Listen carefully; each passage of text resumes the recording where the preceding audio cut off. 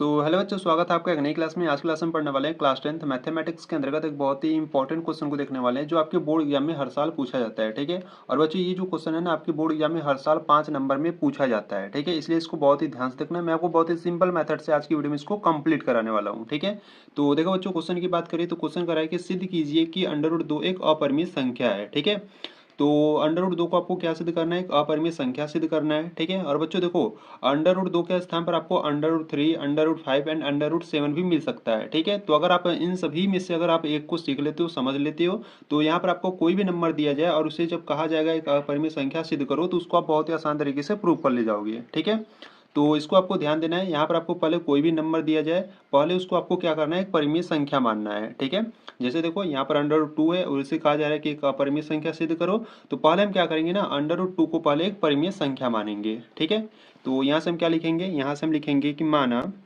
ठीक है, देखो, माना √2 एक क्या है? परिमेय संख्या है। ठीक है, पहले इस प्रकार से आपको मान लेना है,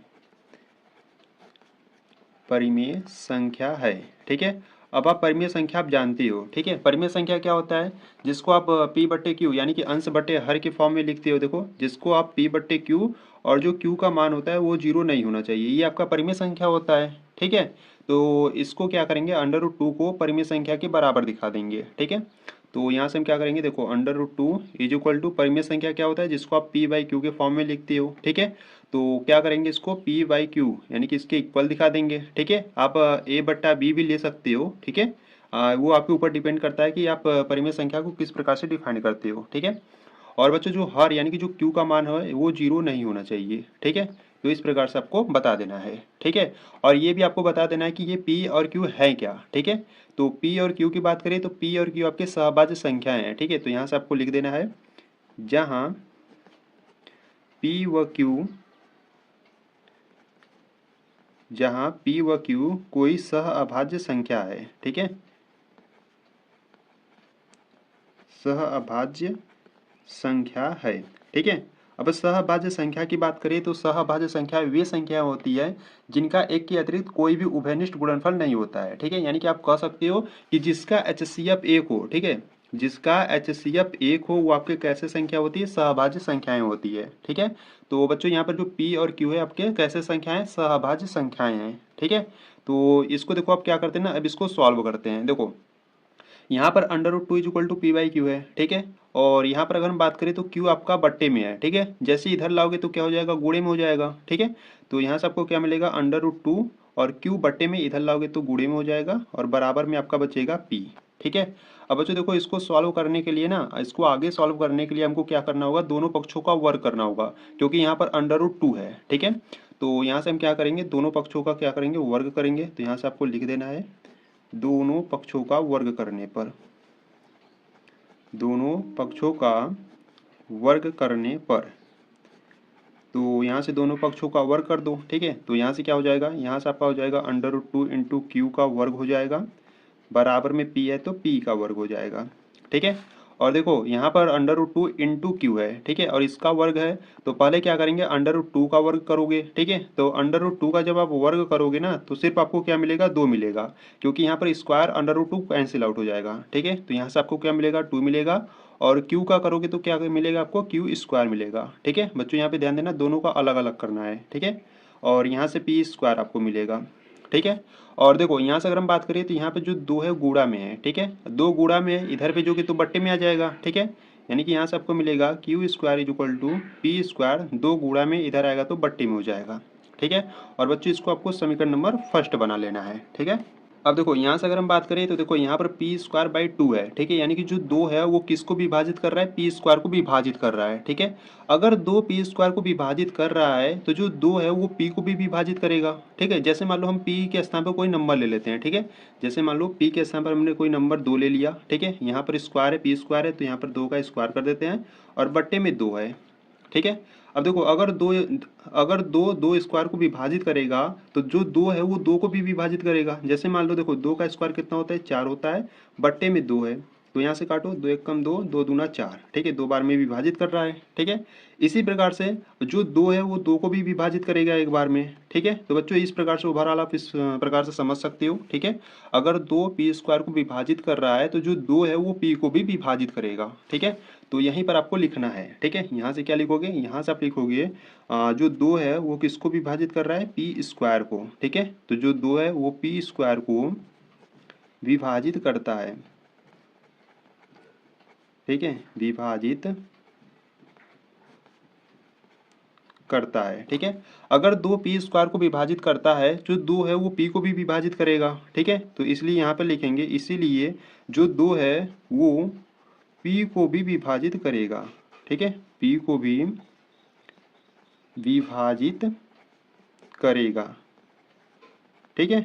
अब बच्चों इसको आपको क्या करना है, इक्वेशन यानी कि समीकरण नंबर 2 बना लेना है, ठीक है। अभी मैं आगे बताऊंगा कि इसको समीकरण नंबर 2 हमने क्यों बनाया, ठीक है। तो इतना करने के बाद बच्चों आपको फिर से मानना होगा, ठीक है। देखो यहाँ पर आप क्या मानोगे, यहाँ पर आप पुनः मानोगे, ठीक है। देखो यहाँ पर आपको समझने वाली बात है, ठीक है। कैसे मानेंगे, देखो यहाँ पर हम पुनः मानेंगे। देखो यहाँ पर आपका क्या विभाजित हो रहा है, यहाँ पर पी स्क्वायर 2 से विभाजित हो रहा है, ठीक है, यानी कि पी जो है वो 2 से विभाजित हो रहा है, ठीक है। तो जो विभाजित होगा उसके इक्वल आपको मानना है, ठीक है। यहाँ पर p विभाजित हो रहा है तो p के इक्वल मानेंगे, और किस नंबर से विभाजित हो रहा है, 2 से, तो 2 यानी कि p बराबर 2 मानेंगे, ठीक है। इसको आपको ध्यान देना है, जो विभाजित होगा उसके इक्वल मानेंगे और जिस नंबर से विभाजित होगा उसी को मानेंगे, ठीक है। तो उस नंबर को ले लिया और यहाँ पर हमने कोई k पूर्णांक ले लिया, ठीक है। k के स्थान पर आप x y z कुछ भी ले सकते हो, वो आपके ऊपर डिपेंड करता है, ठीक है। हाँ कुछ भी लेना, आपको ये बता देना है कि k है क्या, ठीक है। तो आपको यहाँ से बता देना है जहाँ के कोई पूर्णांक है, ठीक है, जहाँ के कोई पूर्णांक है, ठीक है। तो इस प्रकार से आपको p इक्वल टू 2 के मान लेना है, ठीक है। और देखो ये जो p इक्वल टू 2 के हमने माना है ना, इसको क्या करेंगे, समीकरण नंबर 1 में रखेंगे। जब इसको समीकरण नंबर 1 में रखोगे ना तो वो भी आपका क्या होगा, 2 से डिवाइड होगा, ठीक है। तो इसीलिए यहाँ पर हम फिर से मानते हैं, ठीक है। तो यहाँ से क्या करेंगे ना, ये जो p का मान है इसको हम समीकरण नंबर 1 में रखेंगे, ठीक है। तो यहाँ से आप लिखोगे p का मान समीकरण नंबर 1 में रखने पर, ठीक है, p का जो मान है वो समीकरण नंबर 1 में रखने पर। अब समीकरण नंबर 1 में p का मान रख देते हैं, ठीक है। तो देखो पहले समीकरण नंबर 1 को लिखते हैं। देखो समीकरण नंबर 1 है क्यू स्क्वायर बराबर में, यहाँ पर देखो p स्क्वायर है, ठीक है, और p इक्वल टू हमने 2k मानना है, ठीक है, यानी कि यहाँ से p के स्थान पर हमने 2k रख दिया और यहाँ पर स्क्वायर है तो यहाँ पर स्क्वायर लगा देते हैं और बट्टे में क्या है 2 है, ठीक है। अब इसको सॉल्व करते हैं। तो देखो यहाँ से अगर हम बात करें तो 2 का स्क्वायर करोगे तो आपको 4 मिलेगा और k का करोगे तो k स्क्वायर मिलेगा, बट्टे में क्या है 2 है, ठीक है। देखो बच्चों यहाँ पे संख्याएं कट रही है, देखो 2 एक कम 2, 2 दूना 4, ठीक है, यानी कि यहाँ से आपको मिला Q square is equal to 2k square मिला, ठीक है। और देखो यहाँ से अगर हम बात करें तो ये जो 2 है ना वो गुणा में है, ठीक है, 2 गुणा में है, इधर लाओगे तो बट्टे में हो जाएगा, ठीक है। यानी कि अगर इसको इस प्रकार से लिखो, देखो क्यू स्क्वायर बट्टे आ जाएगा 2, ठीक है, क्योंकि 2 गुणा में है, बराबर में क्या बचेगा आपका के स्क्वायर बचेगा, ठीक है। अगर इसको सही फॉर्म में लिखे इस प्रकार से लिख सकते हैं, देखो के स्क्वायर बराबर यहाँ पर क्या है क्यू स्क्वायर बाई 2 है, ठीक है। तो देखो बच्चों यहाँ पर भी वही कंडीशन आ गया। देखो यहाँ पर जो 2 है वो क्यू स्क्वायर को विभाजित कर रहा है, तो जो 2 है वो क्यू को भी विभाजित करेगा, ठीक है। जैसे यहाँ पर हमने समझा था, अगर 2 पी स्क्वायर को विभाजित कर रहा है तो जो 2 है वो पी को भी विभाजित करेगा, ठीक है, यहाँ पर हमने समझा था ना, ठीक है। उसी प्रकार से यहाँ पर भी है, ठीक है, अगर 2 क्यू स्क्वायर को विभाजित कर रहा है तो 2 जो है ना वो क्यू को भी विभाजित करेगा, ठीक है।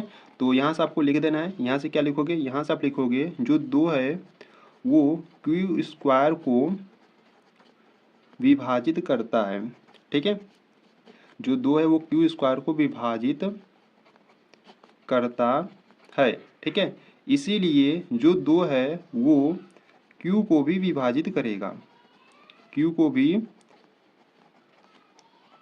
विभाजित करेगा, ठीक है। और बच्चों इसको आपको समीकरण नंबर 3 बना लेना है, ठीक है। तो देखो यहाँ से अगर हम बात करें समीकरण नंबर 2 और समीकरण नंबर 3 से, ठीक है, देखो समीकरण नंबर 2 का रहा है कि जो 2 है वो p को भी विभाजित करेगा, ठीक है, और समीकरण नंबर 3 का रहा है कि जो 2 है वो q को भी विभाजित करेगा, ठीक है। यानी कि आप समीकरण नंबर 2 और समीकरण नंबर 3 से आप कह सकते हो कि p और q का जो उभयनिष्ठ गुणनफल है वो क्या है 2 है। जैसे यहाँ पे देखो जो 2 है वो p को भी विभाजित करेगा, ठीक है, यानी कि जो 2 है वो p एंड q दोनों को विभाजित कर रहा है, ठीक है। तो इसीलिए p एंड q का जो उभयनिष्ठ गुणनफल होगा वो 2 होगा, ठीक है। तो यहाँ से आपको नीचे लिख देना है है, यहाँ से क्या लिखोगे, यहाँ से आप लिखोगे अतः। देखो बच्चों, इसी प्रकार से जिस प्रकार से हम लिखेंगे उसी प्रकार से आपको भी लिखना है, ठीक है। तो यहाँ से आप लिखोगे अतः, अतः समीकरण 2 व 3 से, ठीक है, अतः समीकरण 2 व 3 से हमें यह पता चलता है कि हमें यह पता चलता है कि,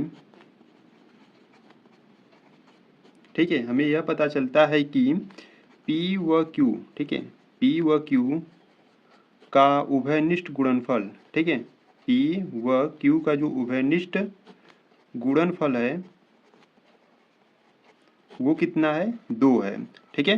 क्योंकि P और Q को जो विभाजित कर रहा है वो 2 विभाजित कर रहा है, ठीक है। तो इसीलिए जो P एंड Q का जो उभयनिष्ठ गुणनफल होगा वो 2 होगा, ठीक है। जो हमारी कल्पना के विपरीत है, जो हमारी कल्पना के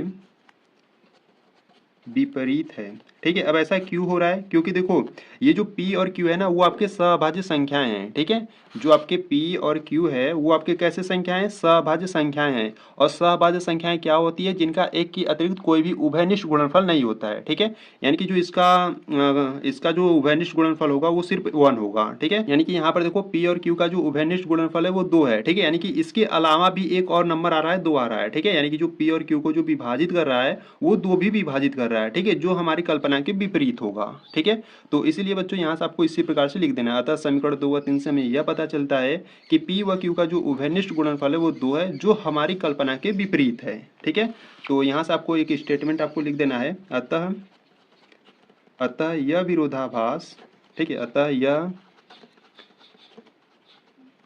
विरोधाभास, ठीक है, अतः यह विरोधाभास हमारी गलत कल्पना के कारण हुआ है कि, हमारी गलत कल्पना के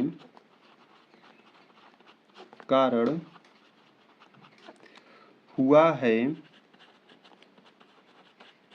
ठीक है, हमारी गलत कल्पना के कारण हुआ है कि जो करड़ी में 2 है वो एक क्या है, परिमेय संख्या है,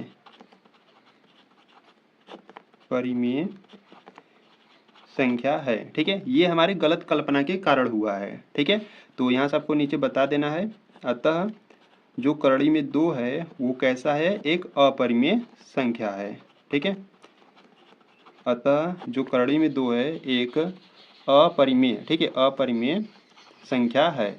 और इस प्रकार से ये आपका प्रूव हो जाएगा, ठीक है। तो इस प्रकार से बच्चों इसको आपको प्रूव करना था, ठीक है।